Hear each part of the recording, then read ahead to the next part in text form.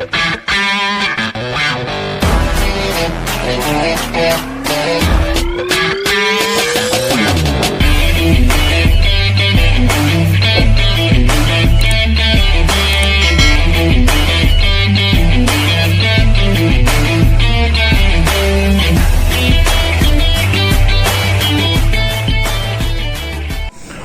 good afternoon everyone.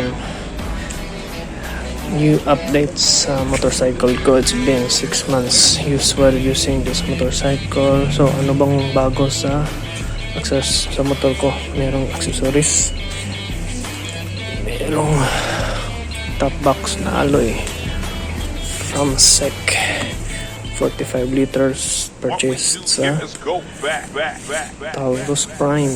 Alright, shout out sa Taurus Prime. So how much pa si alloy Topbox? Alloy Topbox is around 7,000 SRP price nila. What's inside? Okay, let's open. So sorry, I have this mask, 2 packets, matigas na packet. Sorry. So confident ka hindi masira yung packets. So ito, yung laman is full face na helmet. So let's take off the full face. So we have here, this is the inside of the alloy top box. Ano siyang, merong foam, and then meron siyang belt in case lang na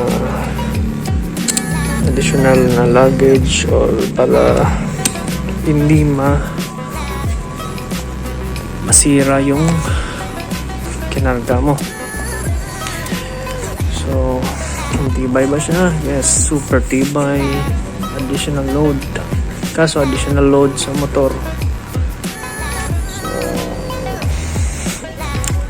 at need ko to for additional compartment, especially yung U-box ko. Lalagyan ko ng raincoat, ito yung face mask, face shield pala, sorry. Then ano ba yung grab bar is alloy from Taurus Prime pa rin. Brand niya is Rizoma na alloy bracket top box. So how much? It's 1,000. And then kasama ni alloy top box is itong bracket, yung plate pala, plate included na sa package. So 7,000 plus 1,000, so around 1,200 pala yung alloy bracket. So around 8,200. Then installation nila 100, so sulit. And then meron siyang foam or para sandala ng OBR mo. So comfortable naman siya. And then let's go for the lights. So additional lights, LED lights, right? Sorry, ito LED lights. I purchase ito sa S&E Motors. Shout out din sa S&E. Around 2,000 yung purchase ko, included na yung labor, yung fuse, yan, included na rin yung switch na high and low. So what's the purpose? For daylight, night driving, okay, especially sa province na konting ilaw, for at least it will help for additional light. So let's try. Okay.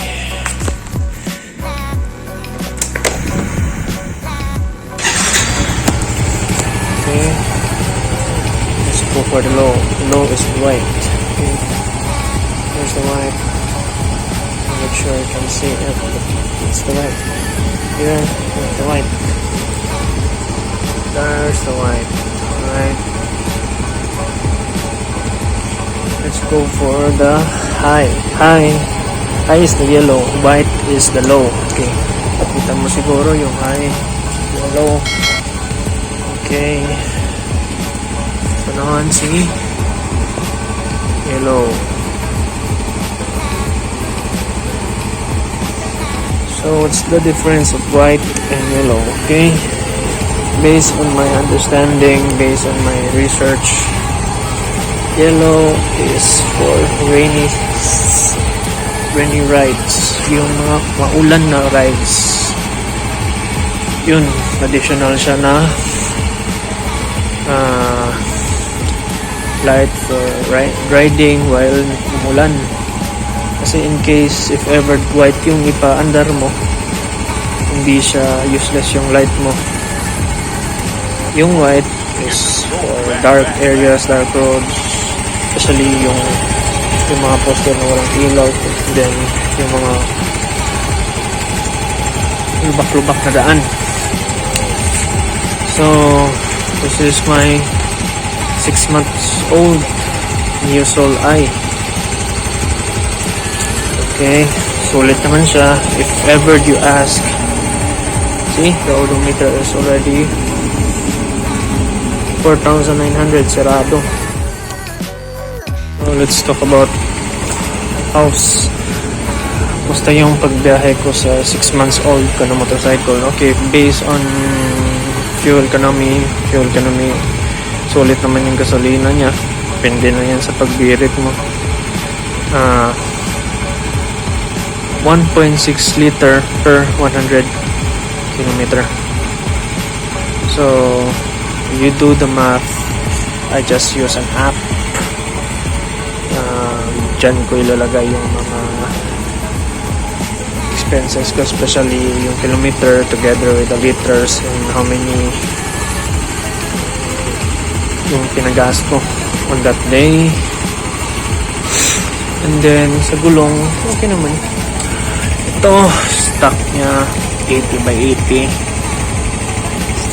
Still the same. Here sa likod,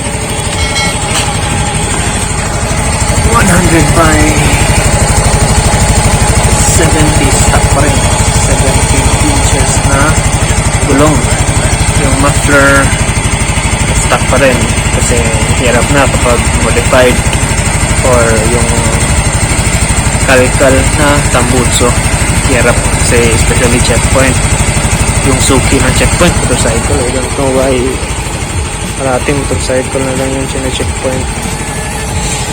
And then yung single spring niya, yung shock, stock pa rin. I guess I'm gonna plan to change my rims or I'm not sure, or my shock palitan ko ng ibang brand. And then yung rims din, yung mags nya i-change ko rin. Iipon muna ako.